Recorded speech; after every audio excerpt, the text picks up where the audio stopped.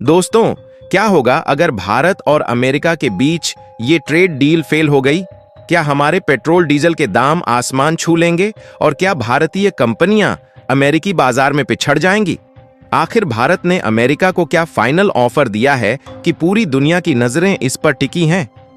चलिए, आज की इस रिपोर्ट में हम इसे डिटेल में समझते हैं। एक ऐसी डील जो हमारी अर्थव्यवस्था को बदल सकती है। नमस्कार दोस्तों, आज बात करते हैं भारत अमेरिका ट्रेड वार्ता की, जहां भारत ने अपना आखिरी प्रस्ताव रख दिया है। दोस्तों, अमेरिका ने भारत पर कुल 50% टैरिफ लगा रखा है। मतलब हमारे सामान को वहां बेचना 50% महंगा हो जाता है।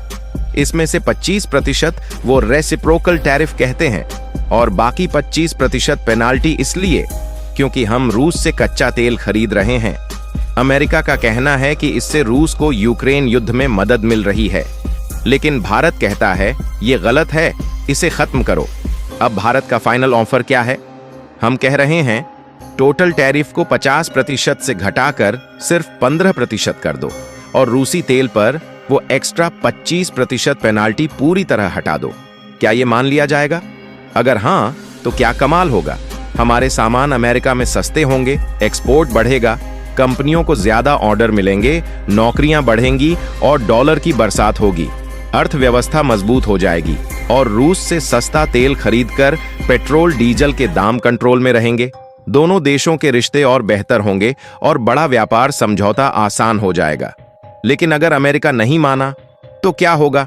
हमारे एक्सपोर्ट घटेंगे, सामान महंगे रहेंगे, इंडस्ट्री पर दबाव पड़ेगा, मुनाफा कम होगा, नौकरियां खतरे में पड़ सकती हैं। रूस से तेल महंगा हो जाएगा, ईंधन के दाम बढ़ेंगे और दोनों देशों में तनाव बढ़ सकता है। ट्रेड डील में देरी हो जाएगी। दोस्तों, ये सब क्यों हो रहा है? क्योंकि यूक्रेन युद्ध के बाद भारत रूस का सबसे बड़ा तेल खरीदार बन गया था। लेकिन अब क्या? रॉयटर्स की रिपोर्ट कहती है नवंबर में हमारा रूसी तेल आयात 17.7 लाख बैरल प्रतिदिन था, जो दिसंबर में घटकर 12 लाख रह गया और जनवरी में ये 10 लाख से भी नीचे जा सकता है। क्यों? क्योंकि अमेरिका ने रूस की कंपनियों रॉसनेफ्ट और लुकोइल पर प्रतिबंध लगा दिए।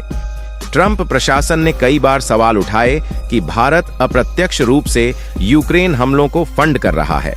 अब भारत चाहता है वही राहत जो ईयू को मिल रही है, टैरिफ घटाकर 15%। जैसे इंडोनेशिया का टैरिफ 32% से 19% कर दिया गया, वैसे हमें भी समान राहत दो। इस हफ्ते दिल्ली में दोनों देशों की टीमों की बैठक हुई। वाणिज्य सचिव राजेश अग्रवाल कहते हैं समझौते पर जल्द सहमति बन सकती है, लेकिन कोई तय समय नहीं। एक बड़ा द्विपक्षीय व्यापार समझौता BTA पर भी बात चल रही है और टैरिफ कम करने के लिए फ्रेमवर्क पर। नए साल में कोई ठोस फैसला आएगा? राष्ट्रपति ट्रंप क्या कहेंगे? गेंद उनके पाले में है। दोस्तों, क्या ये डील हमारी अर्थव्यवस्था को बूस्ट देगी या मुश्किलें बढ़ाएगी? क्या रूसी तेल की खरीद पूरी तरह रुक जाएगी? ये सवाल तो बने रहेंगे, लेकिन आप हमें बताइए कमेंट में, आपको क्या लगता है? अगर ये वीडियो पसंद आया तो लाइक जरूर करिए, चैनल को सब्सक्राइब कीजिए और बेल आइकन को ऑल पर सेट कर लीजिए ताकि भारत की ऐसी रियल और यूजफुल खबरें सबसे पहले मिलें। मिलते हैं अगली रिपोर्ट में। जय हिंद।